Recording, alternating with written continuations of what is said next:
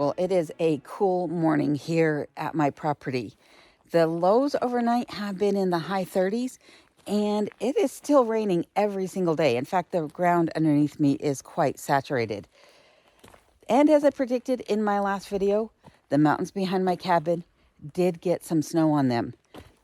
In fact, I got quite a bit of snow. This morning, as the clouds lifted, I could see that even the foothills had a dusting of snow. That is what is commonly referred to as termination dust here in Alaska, meaning that summer is on its way out. But as I'm walking around the property this morning filming this video, I've been noticing that there are still summer flowers popping up here and there. Things that I thought would have faded by now, and one that I have not seen on my property until now.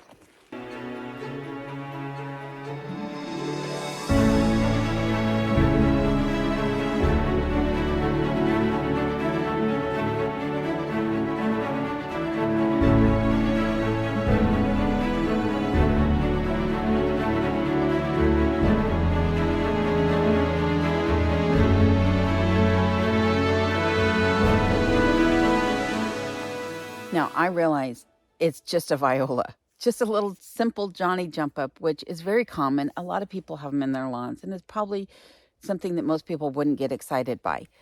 But it goes to prove my point that I don't know what's going to happen here in Alaska. Everything is always changing, from the landscape to the environment. You just don't know. And in fact, right here, you can see this plant here, which is a high bush cranberry. Now, I saw one here on my property last year, only the one, and I was really surprised when I saw it. And now I have a few of them back here in the woods here. Last year, I had also found hawk's wings mushrooms. And this year, here is one in the same place where I found some last year. But I just noticed someplace behind me here, I don't know where, that there are a bunch more. The forest is always changing. The environment here in Alaska is always changing. And I don't know when I'm going to get that snow. But with any luck, I'll actually get to see some fall colors. Right now, the fireweed behind me and the little bit of gold in those trees is about all the fall color that there really is. The trees haven't changed much more in the last week than they did from what I showed you the week prior. So my focus, though, is still on summer. So while it's there, let me show you the things that my son and daughter got to experience while they were here. When my son first arrived, we spent some time down on the Kenai Peninsula. However, I didn't do a whole lot of filming of my son while we were down there because he had his girlfriend and her brother with him, and I had not met them before. And the last thing I wanted to do was make them feel uncomfortable by pointing the camera in their face or following them around with the camera the whole time they were there. So after leaving the Kenai Peninsula, we headed back to this side of the state. From here, we went out to McCarthy and then up to the Kennicotte Mine, where we spent an afternoon touring around. When it comes to getting to Kennicotte, you can either hike the 5 miles or you can take a van ride out of McCarthy that runs on donations. We chose the very bumpy van ride. But if you're not familiar with Kennicotte, it is a once booming copper mine, but it was more than just a mine. It was a whole mining town.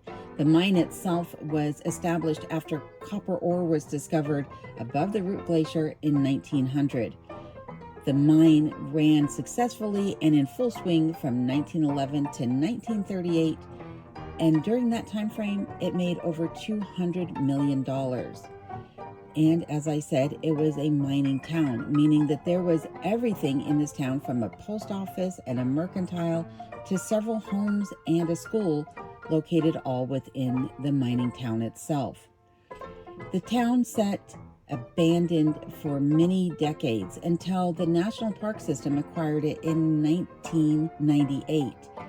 From then on, the National Park System has been working to restore and renovate many of the buildings within the mining town itself, though it is taking quite some time to do so. Therefore, many of the buildings are off limits and you can't go in and tour them. But the ones that are available for touring provide a wealth of information and an amazing look back in time.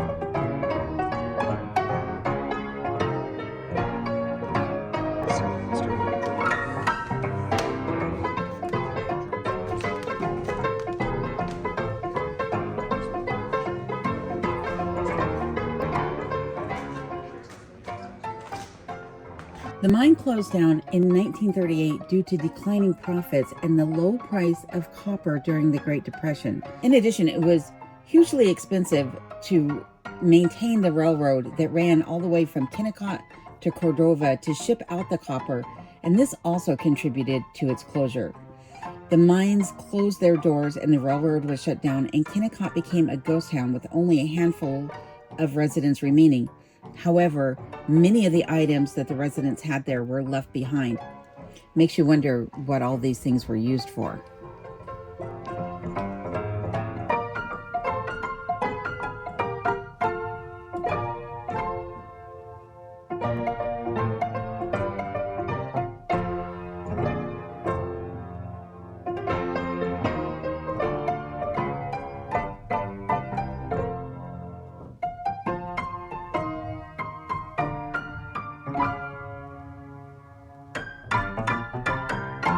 After leaving the Kennicotte mining town, we headed back down to McCarthy, where we enjoyed lunch at the Golden Saloon. This Golden Saloon, as well as many other locations within the town of McCarthy, were made famous in a TV show called The Edge of Alaska. And I also have done a previous video about McCarthy. If you'd like to see it, it's linked up above.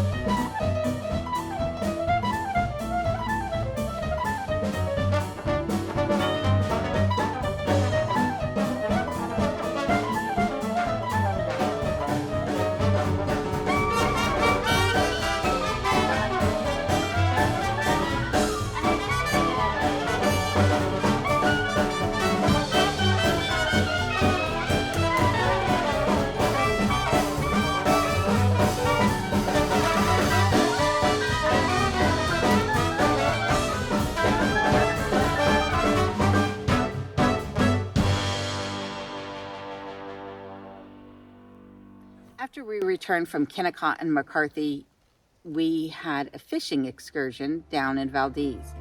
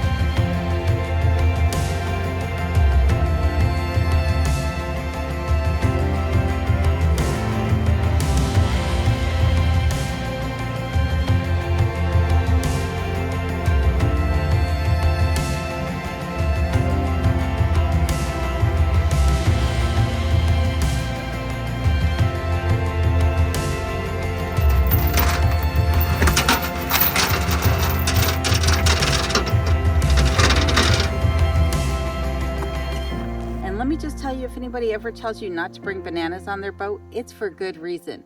I had not heard this before, but my son had packed some bananas for his afternoon snack, and we had no luck catching fish. But once we figured out that he had those bananas and we heard the lure from our fishing captain, we decided to toss those bananas overboard. And at that point, our luck changed.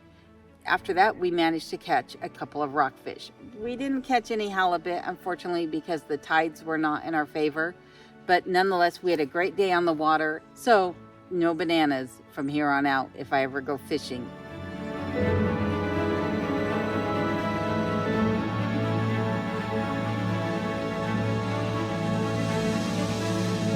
First delivery of wood just got dropped off.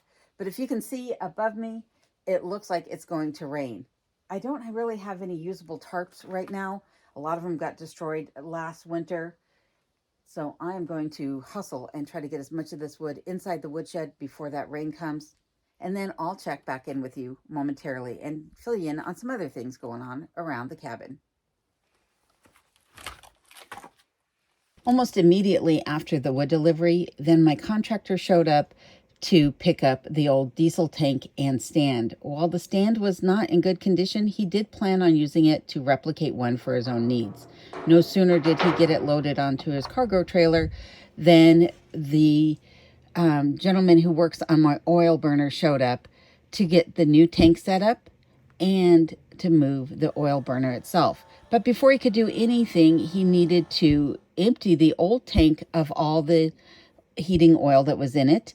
And one of the things that he forgot to do was bring a new filter with him.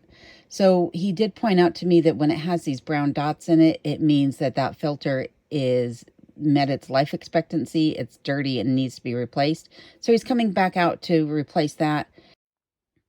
After transferring all the oil from the old tank into the new tank, that gave me about 130 gallons of heating oil on hand. So I'm good for a while until the oil company can come in and top off that tank. Once he finished that, then he came in and he moved the oil burner from its previous location into its new and permanent home. The reason that I had the oil burner moved is because it was sitting in front of this door. This is one of the original doors to the cabin. And I had it moved because I would like to open this door back up and provide myself with another means of egress from this side of the cabin.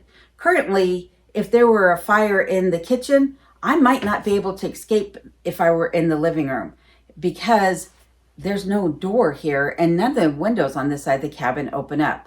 So that is one of the reasons why I had it moved. Also, one of the things that he was able to do for me when he set this up in its new location is he was able to fix the noise that it was making. I had mentioned previously that I didn't prefer to use the oil burner because of how noisy it's been.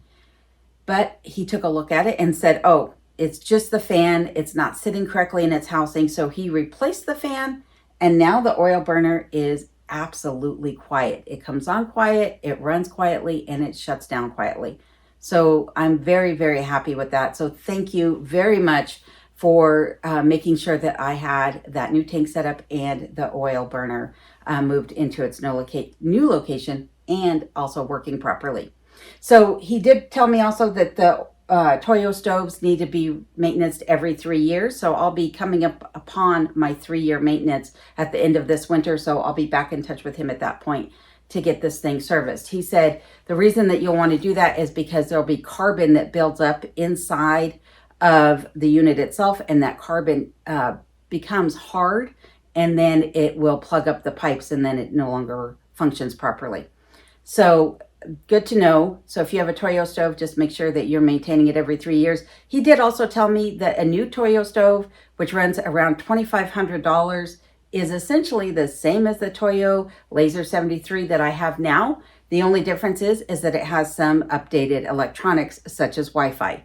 I'm not interested in that, so it'll be cheaper for me to maintain this and replace items as they need be rather than replace it altogether. So that will be my plan going forward. So I'm very thankful because he saved me a lot of money in giving me that little bit of advice. And while I'm saying thank you to him, I'd also like to say thank you to all of you. Over the last week, I have gained a ton of new subscribers, channel members, and Patreons. So I want to say thank you to each and every one of you who has just recently found the channel or decided to become either a channel member or a Patreon, like I mentioned. It is because of the channel members and also Patreons and PayPal donations that I'm able to provide you the type of quality content that I do. I'm saying quality, and I hope that you agree.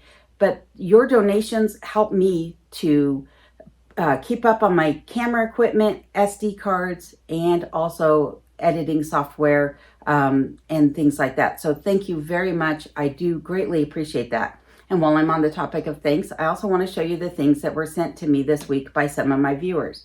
Now, before I show you that, though, I do want to mention that my P.O. box will be closed as of November 1st of this year. The reason for that is that the P.O. box is located some distance away from where my cabin is. And should I not be able to get to the P.O. box in the winter months, the post office will only hold items for 2 weeks.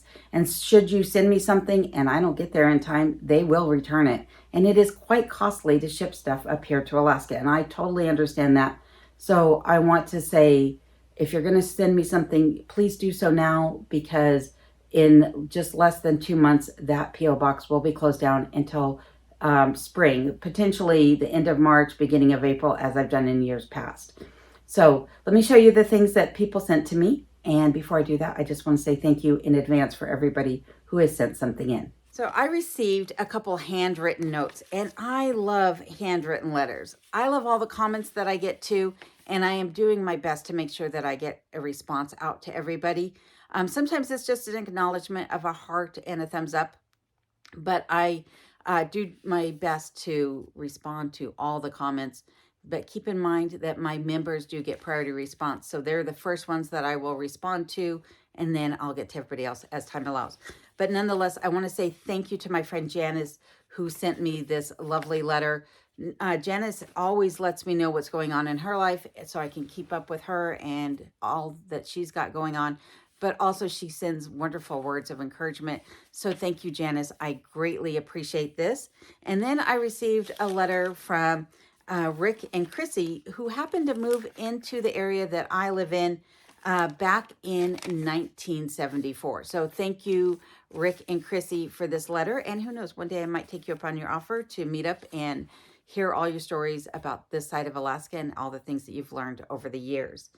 And then I received a wonderful letter from my friend Carrie Ann. And Carrie Ann always sends the most thoughtful care packages. So this time around, she sent me some plastic snackware, including some bowls. That's always a good thing to have.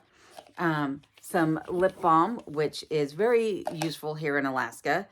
And then a tea strainer, which is awesome because I was just thinking about this the other day. So it's like you were reading my mind. And then she sent me a furry little friend. So thank you for this. She sent me some more puck lights. These are always a good thing to have for sure. Some more stationery, which is very nice. Another thing of stationery here. A little card that says to be opened up at Christmas. So I will definitely do that. She sent me a pencil bag with some colored pencils. And then she sent me a pencil shaver because Carrie Ann is always telling me about all the artwork she's creating with her colored pencils. And so thank you for sending that to me, along with some M&Ms and a couple bags of caramels. Greatly appreciated. Looks like there's some crayons in here as well.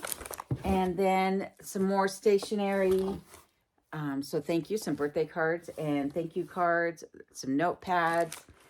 And you can never go wrong with shortbread cookies. Shortbreads are my absolute favorite, as are caramels, chewy caramels. So thank you, Carrie Ann. These are bound to be gone before we know it. And then she sent me some crossword puzzle book, or a crossword puzzle book, and a coloring book as well. So things to keep me occupied in the downtime of winter. So very much appreciated. I can't even begin to tell you how much I appreciate you, Carrie Ann, and I hope that you're doing well I almost forgot. Carrie Ann also sent in some bacon strips for Kenai. He would be so mad if I lost these. So thanks again, Carrie Ann. I also received some lovely wall decor.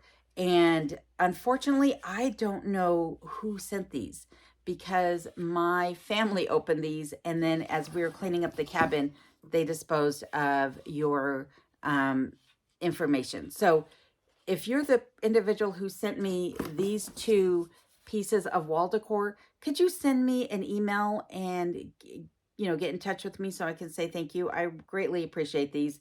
These are awesome, and I know exactly where these are going to go. So that will be in a future video, but thank you very much for these, whomever you might be. I am so sorry that I was not able to retain your information. And also then I received sorry, I have a whole bunch of things laid out in front of me here. I received some headlamps off of my Amazon wish list, and these came from Carol Braskett. So thank you, Carol, for these. I really appreciate these. Headlamps are something you definitely cannot afford to be without in Alaska. You'd be surprised how many times you're going out in the dark, whether you have an outhouse or not. You're going out in the dark because you might need to get wood or because you might need to investigate something.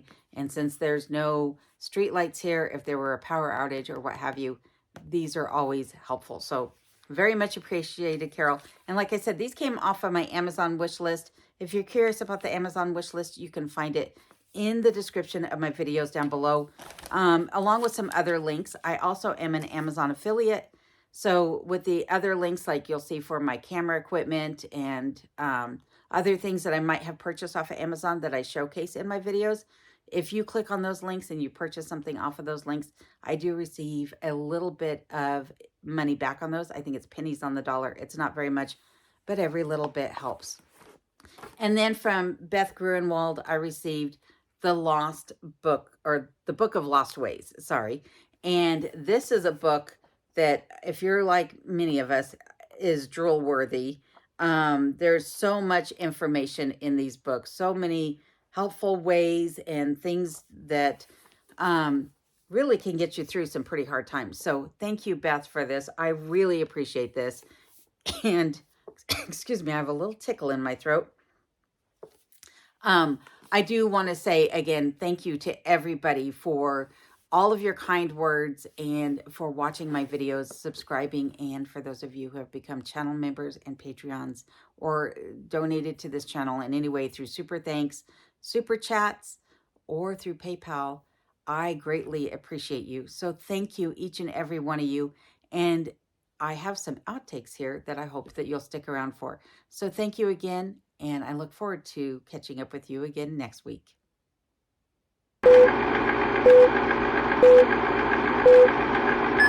And we were having absolutely no luck in catching fish. But once we all discarded of those bananas, our luck changed. And then we happened to catch a couple of rockfish as well as some pollock. We caught some other fish.